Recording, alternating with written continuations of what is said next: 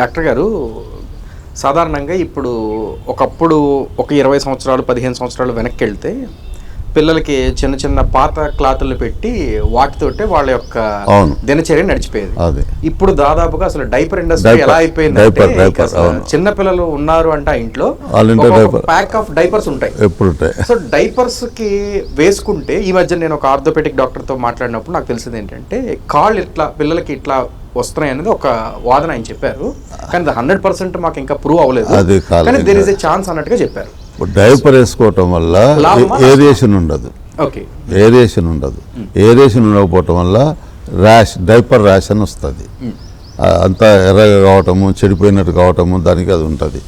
మనకు నేను ఏం చెప్తానంటే డైపర్ అనేది మీరు బయటికి పోయినప్పుడు వేయాలి. అంటే అవుట్ సైడ్ కంట్రీ ప్రయాణంలో కానీ ఫంక్షన్ కానీ బేబీని తీసుకుపోతాయి. ఇంట్లో ఉన్నప్పుడు ఓపెన్ ఎయిర్ అంటే రబ్బర్ షీట్ పెడతాము.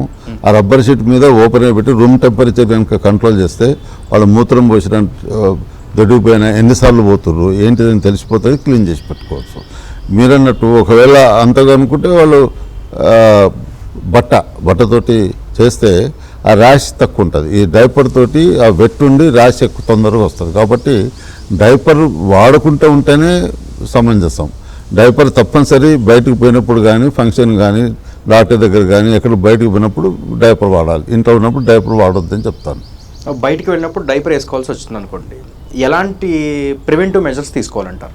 డైపర్లో వాళ్ళకి సరిపోయే size and absorption of water quality, అంటే ఇప్పుడు మూత్రం పోయగానే అది అబ్జార్బ్ చేసేలాగా దాంట్లో డైపర్లో దాదాపు న్యూబార్న్ డైపర్స్ మనకు అవి ఒకసారి వేసుకుంటే తెలిసిపోతుంది. కాబట్టి డైపర్ సైజ్ బేబీ పెరుగుతుంటే సైజు 0, 1, 2 అని ఉంటాయి.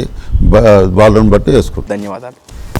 ఈ వీడియో ద్వారా మొదటి 3 నెలలు సంరక్షణ చర్యల గురించి తెలుసుకుందాం. మరొక ఎపిసోడ్లో 1 సంవత్సర కాలం పాటు పిల్లలను ఎలా సంరక్షించుకోవాలి అనే అంశం గురించి తెలుసుకుందాం. నమస్కారం. Like and subscribe Eagle Health and Beauty.